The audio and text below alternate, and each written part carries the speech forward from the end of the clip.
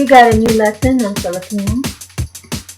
Our fifth lesson is going to be all about countries and languages. Okay, if you got any questions, you're always free to ask in the comments on this page. First, we start with the word number 5, lima. Not lima, but lima. Lima in Filipino is number 5. Mga bansa at wika. We do have this cut that whenever we say things in plural form in Filipino, we always add mga. Mga.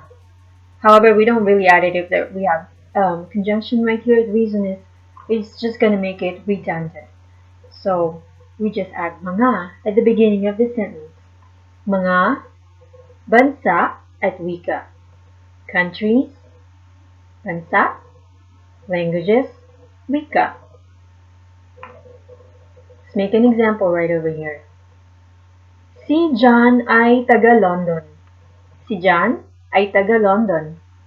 John is from London. John is from London. Si John ay taga London. Technically, you would say, si John ay galing sa London.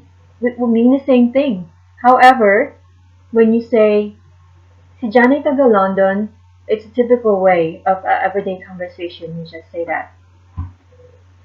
John is from London. There is another example. Nasa Gran Britanya ang London.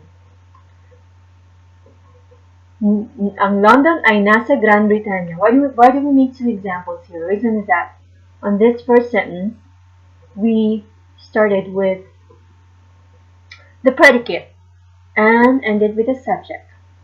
On the second sentence, we started with the subject. Typically, we have our be verb and then we have our predicate. The reason that I did two examples is that in normal Filipino conversations, okay, both are right, both are correct, but people tend to talk more efficiently to be understood better, faster, more efficiently. We just usually start with a predicate. So, we stick with this one. Nasa Gran Britanya ang London.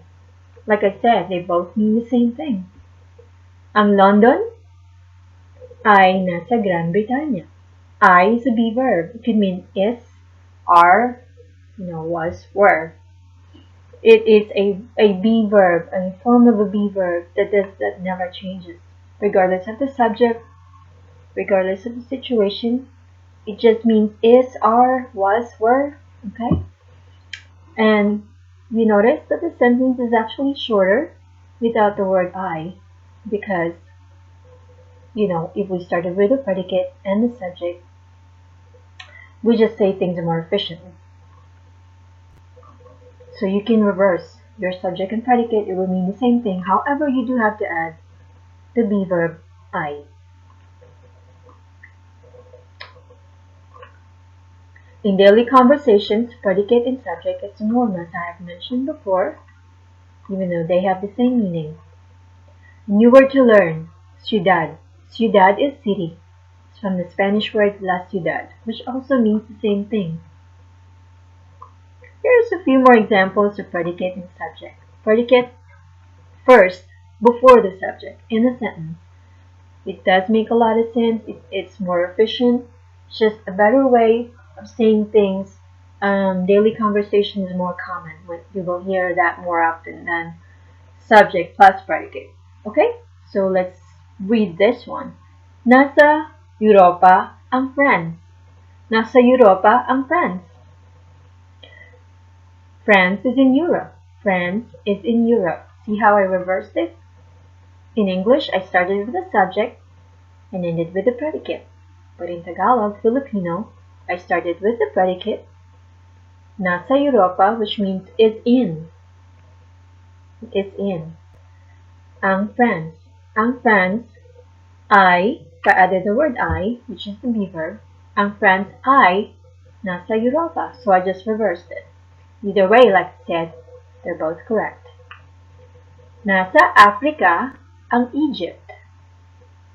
Filipinos say it Egipto sometimes. Nasa Asia ang Japan.